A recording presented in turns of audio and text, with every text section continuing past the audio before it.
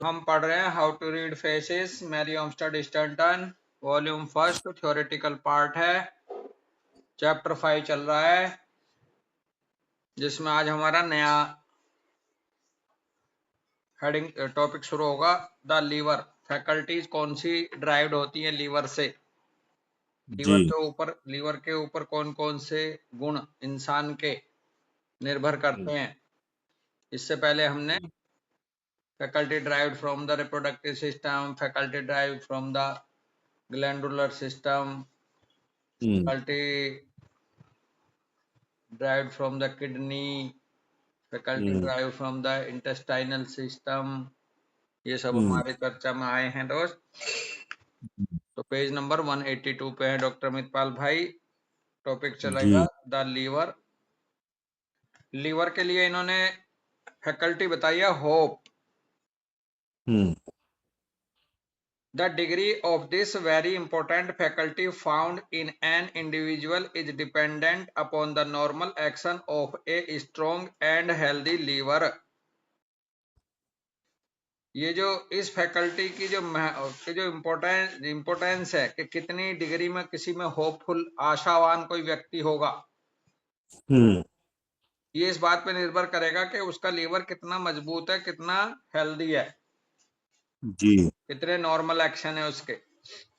अगर कोई बंदा बिल्कुल आपको होपलेस दिख रहा है, जल्दी आशा त्याग छोड़ देता है, तो आप देखेंगे कि उसका लीवर जो है वो उतना हेल्दी नहीं होगा।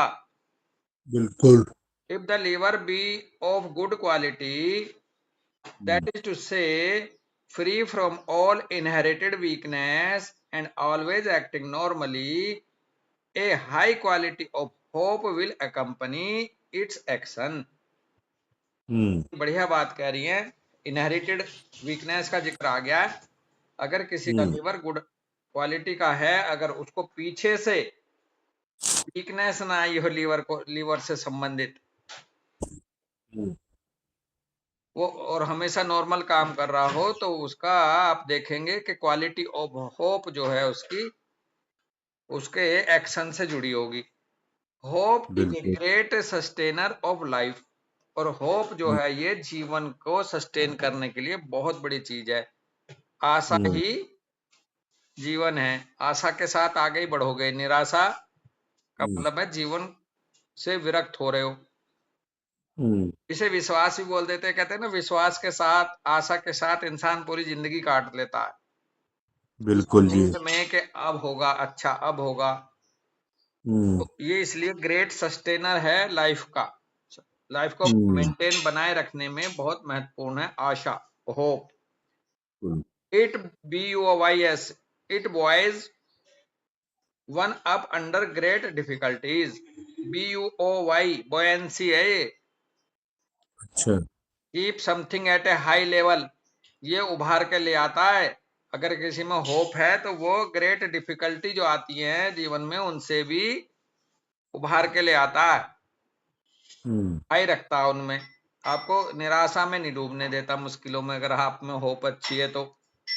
बिल्कुल जी it gives the power to overcome obstacles by a hopeful cheerful cast of mind. If I may be allowed to use this term in speaking of a physical function, for we derive our mental powers from these functions direct.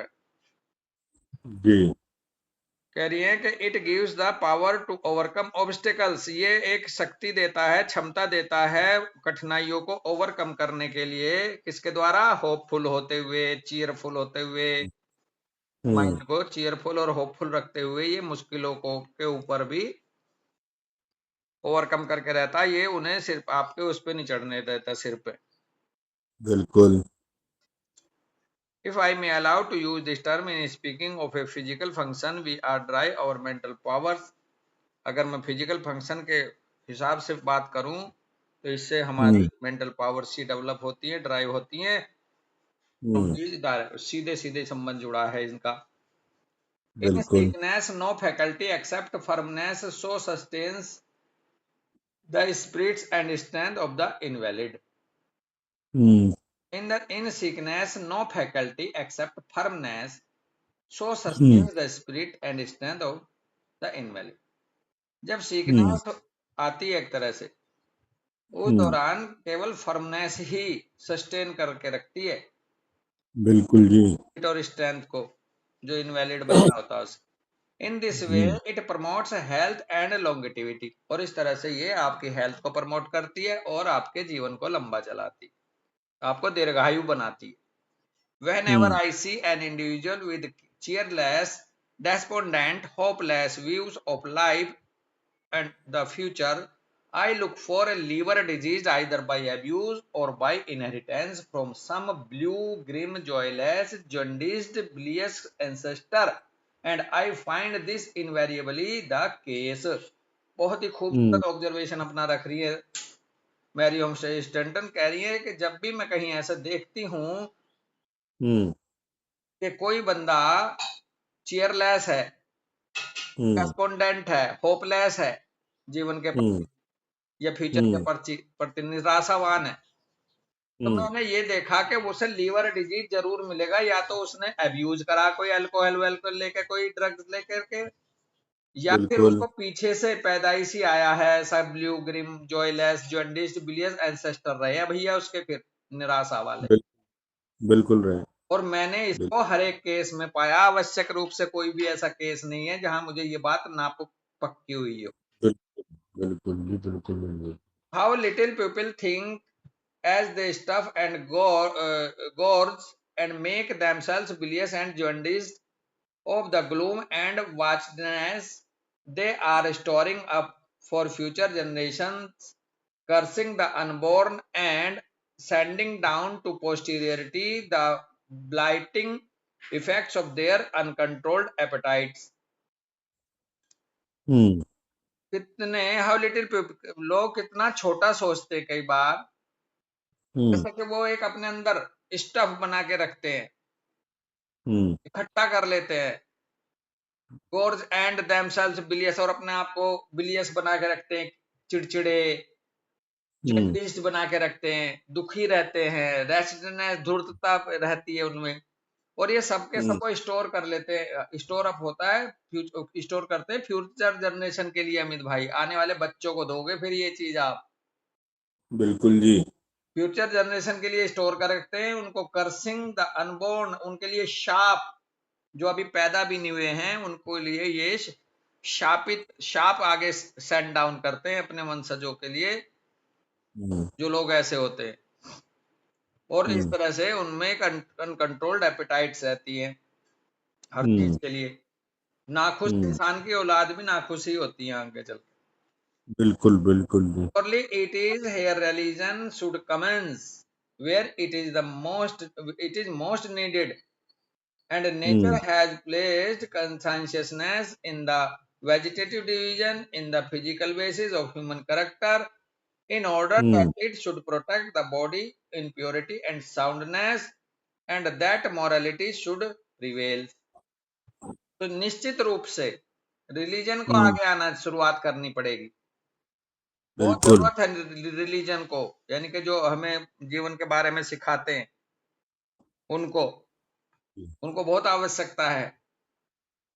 And nature has placed consciousness in the vegetative division, और nature ने ये consciousness को vegetative division में रखा physical basis of human character के आधार पर, in order that should protect the body in purity and soundness. क्यों रखा यहाँ वेजिटेटिव डिवीजन में? ताकि बॉडी को प्रोटेक्ट कर सकें, प्योरिटी को लेकर के, साउंडनेस को लेकर के, और मोरालिटी उनमें प्रिवेल कर सके।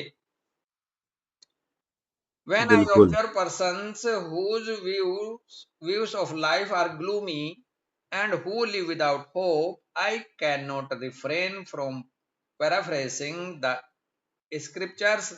Thus, the father have chewed gall and the children's teeth are set on edge. एक ये कहावत है। स्टैंडन कह रही है कि जब मैं देखती हूँ कई ऐसे व्यक्तियों को कि जो व्यक्ति अपने जीवन के प्रति दुखी रहते हैं, ग्लूमी रहते हैं, गमगीन रहते हैं, बिना होप के जीवन को जी रहे, तो मैं अपने आप को नहीं रोक पाती ये कहावत कहते हुए। क्या कि the father have chewed gall and the children's teeth are set on edge. जी। बेसिकली इसका कोई मतलब निकलेगा, the hmm, fathers have chewed GALL gall and the children's teeth are set on edge. Hmm, इस कहावत को निकाल लेते हैं, फिर रुकेंगे ही। कहावत का मीनिंग निकालो जरा, हम्म। मैं भी निकालता हूँ। हम्म,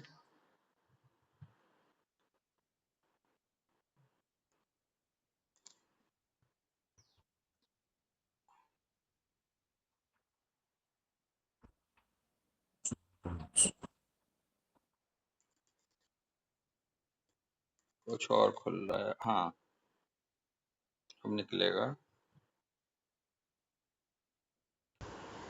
the fathers have chewed gall and the children's teeth are set on edge, in Hindi. इसमें तो सुन नहीं रहा भाई। ये कोई कहावत है दोस्त। द इसका मतलब है भैया, बाप ने गलती की लेकिन उसका बुरा असर बच्चों को झेलना पड़ रहा है। अच्छा, ये है इसका भाव। हाँ जी। बहुत बढ़िया, मतलब अपने पूर्वजों का क्या बच्चों को झेलना हाँ जी। पड़ता। हाँ जी। एक बार फिर से बोल दो इसको।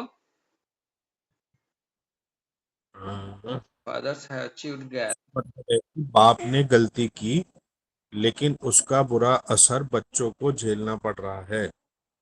ओके, ऐसा समझ लो कि कड़वा खाया तो बाप ने, और हाँ जी। मतलब और मुंह कशैला हो गया बच्चों का। हम्म, बहुत बढ़िया, हम्म, अच्छी कहावत है। तो यहीं हम्म। रुकेंगे दोस्त आज फिर।